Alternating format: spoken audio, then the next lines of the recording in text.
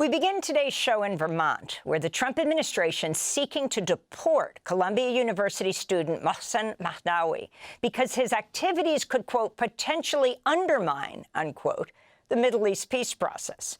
That's the reason cited by Secretary of State Marco Rubio in a memo the Department of Homeland Security submitted in Mahdawi's case, the same one cited for the detention of his fellow Columbia student protest leader, Mahmoud Khalil. Mohsen Mahdawi was set to graduate Columbia this spring, but he's now being held in a prison in northwest Vermont after he was detained by Homeland Security agents when he went to an immigration services center to take a civics test that's the final step in the process of becoming a naturalized U.S. citizen. Mahdawi has been a permanent resident, a green card holder, since 2015, for a decade. He moved to Vermont from the occupied West Bank in 2014, where he was the third generation in his family to live in Fra, a Palestinian refugee camp. He then attended Lehigh University in Pennsylvania before transferring to Columbia in 2021 to study international affairs. His legal team says they have not received, quote, any information or basis for his detention. They say the militant Zionist organization Betar has called for his deportation and targeted him online. The group wrote online Monday, quote, we confirm we provided info on him and many others, unquote. This comes as all three members of Vermont's congressional delegation, Senators Bernie Sanders and Peter Welch, as well as the Congressmember Becca Balint, are calling for Mahdawi's release, as well as Vermont's Republican Governor Phil Scott, who issued a statement Tuesday criticizing his detention. In a minute, we'll speak with Democratic Congressmember Balint of Vermont. But first, Democracy Now! Spoke Tuesday to one of the many people who knows Mahdawi well and have been speaking out since he was taken by federal immigration agents. My name is Gili Getz. I'm an organizer. I'm Israeli. I'm a peace activist, and I'm an organizer with the Israelis for Peace. It's a group we started after October 7. We looked for a place where we could be fully human and recognize the humanity of Israelis and Palestinians and everybody who lives in the land. And Mohsen was an incredible partner in conversation about peacemaking and bridge building in a reality that is extremely polarized. He was doing the really hard work of empathy, listening to people, trying to bring people together across enormous divide. And the news of his kidnapping by the Trump administration was so devastating to us, as is the news of kidnapping of all students, illegally, unlawfully, as part of a larger attack on our democracy, our freedom, just our ability to live in a democracy. That was Gili Getz, an organizer with the group Israelis for Peace, NYC, who knows Mohsen Mahdawi. For more, we go to Brattleboro, Vermont, where we're joined by Democratic Congressmember Becca Balint. She's the first Jewish member of Congress to call for a ceasefire in Gaza. She is the granddaughter of a man who was lost in the Holocaust. She issued a statement this week with Vermont Senators Bernie Sanders and Peter Welch on the Trump administration's detention of Mohsen, saying, quote, this is immoral, inhumane, and illegal. Mr. Mahdawi, a legal resident of the United States, must be afforded due process under the law and immediate release from detention. Congressmember Balint, welcome back to Democracy Now! It's great to have you with us.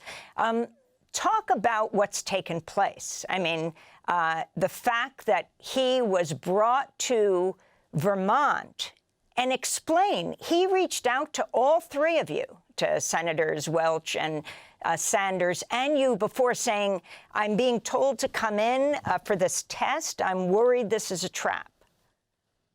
Yeah. And so, what I want people to understand is you have a situation, as you said, he has been a green card holder for 10 years. Mr. Mahdawi has been accused of no crime. Okay, this is critically important for people to understand. He's been accused of no crime, went in for his final citizenship interview.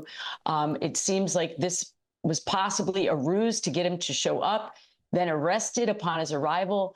And again, I want people to understand these were masked, hooded men in plain clothes with an unmarked van, handcuffing him. This is not the America I think many of us thought we lived in.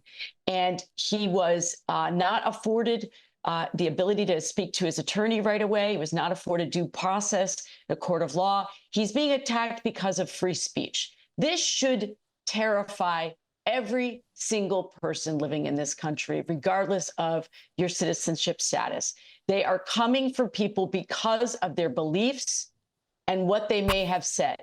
And, you know, I'm so enraged by this also because of who Mr. Mahdawi is. He has said in the past that the fight for freedom of Palestine and the fight against anti-Semitism go hand in hand, because injustice anywhere is a threat to justice everywhere. He is not someone who is a threat to our supposed international foreign policy interests. And it's critically important that we do not allow Secretary Rubio to make these claims without providing proof, evidence to Congress. He is required to provide certification of his personal determination about Mahdawi's threat to our country to Congress. That has not happened. And it is clear that he is abusing his position as Secretary of State, and I won't have it.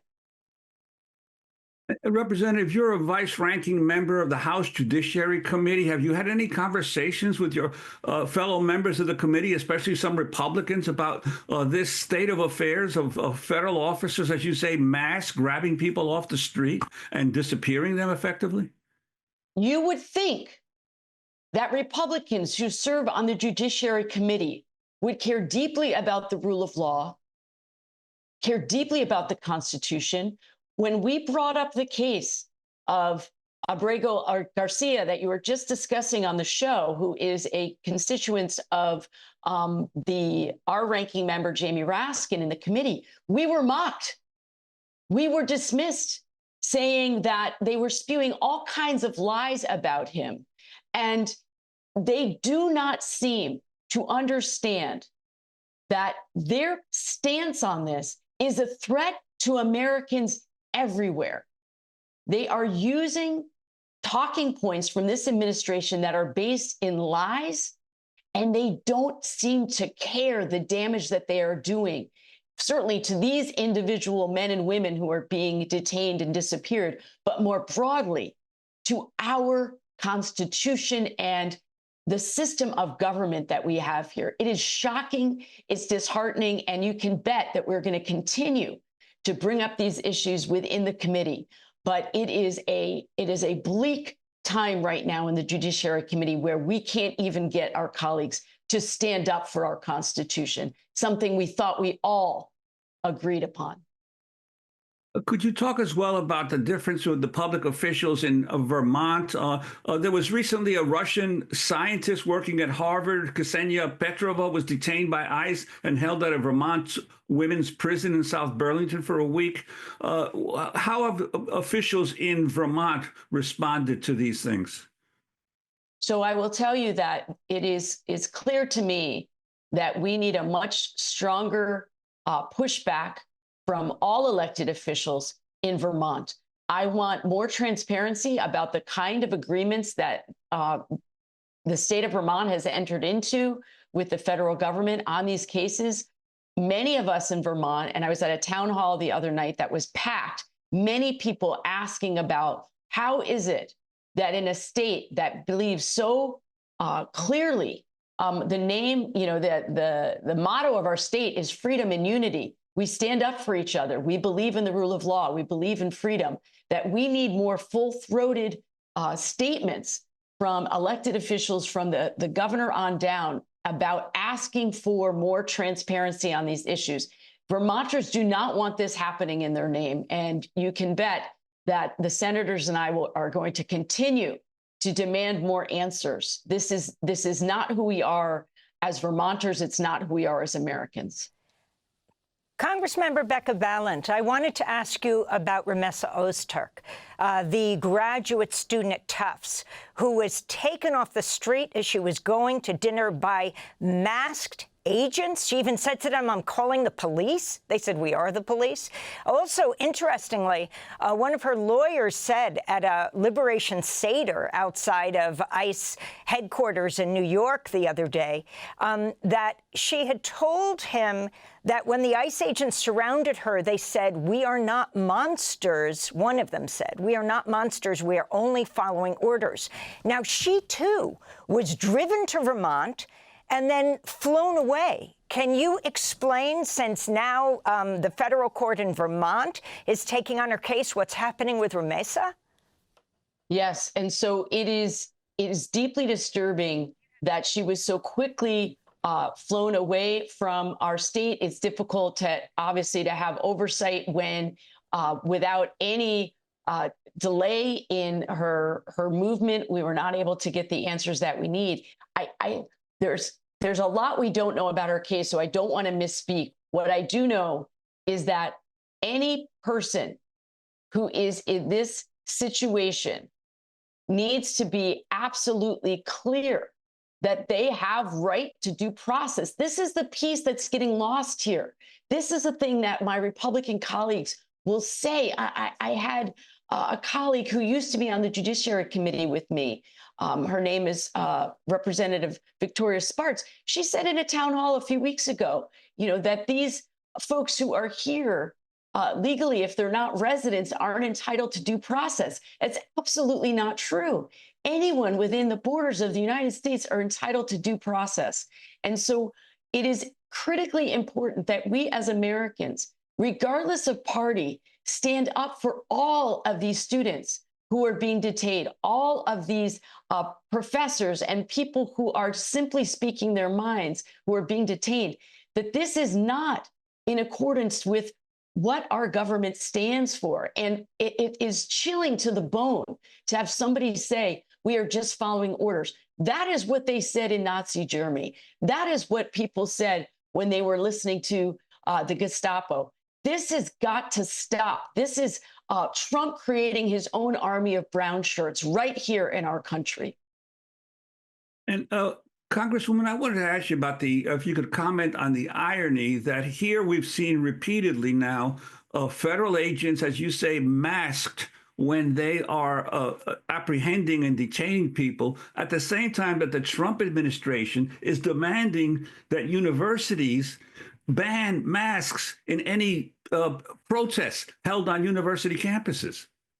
Yes, that gives up the game right there. Okay. This entire fury that the Trump administration has directed at institutions of higher ed, it's not about anti-Semitism. It's not. And I will not continue to have this, these outrageous statements being made in my name and others who have been actually impacted by anti-Semitism. This is about authoritarianism. This is about attacking institutions, including schools, so that everyone will bend a knee and will cower in the face of an autocrat. This is what that's about. And the fact that they are so intellectually inconsistent, even about something like masks, gives up the game right there. They don't care about anti-Semitism. They are using this as a tool, a battering ram against our institutions. And I hope that so many Americans who are of Jewish descent will stand up with me and say, not in our name. Absolutely not. And finally, Congressmember Becca Balint, you're a graduate of the Harvard School of Education. Before you were a state legislator and a Congress member, you were a middle school teacher. Your thoughts on Harvard standing up? We'll be speaking with a Harvard law professor at the end of the broadcast, but rejecting the Trump administration's attack on them. And now President Trump is threatening to pull their nonprofit status. I am thrilled that Harvard is taking a stance, and I am frustrated that other institutions of higher learning are not taking this stance. I hope they will get some courage and some backbone for what Harvard has done. Here's the message. whether you are an institution of higher ed or you are a law firm or you are an organization or you're a business, we have got to stand together. They are going to continue to pick us off one by one. And our strength comes in our unity. And I'm angry that it took Harvard standing up for some other colleges and universities to say, oh, maybe that actually is the right path. I'm very disturbed by how easily people have decided to take a knee in front of this autocrat. And we have to stand together, folks. We have to stand together. You lost your grandfather in the Holocaust? I did. And I have often asked myself throughout my adulthood, what would I do in the face of such depravity? And the answer is, you don't lose your voice. You stand up. And he lost his life in the last few weeks of the war, standing up for another who was imprisoned. They were on a forced march out of Mauthausen concentration camp. And one of his fellow prisoners fell behind, and he stayed back to help him, and they were both executed. And that has ridden me my whole life. You do the right thing, even in the midst of depravity, even when there is danger. You have to have skin in the game. And that's my message to all Americans. We all have to stand up for each other.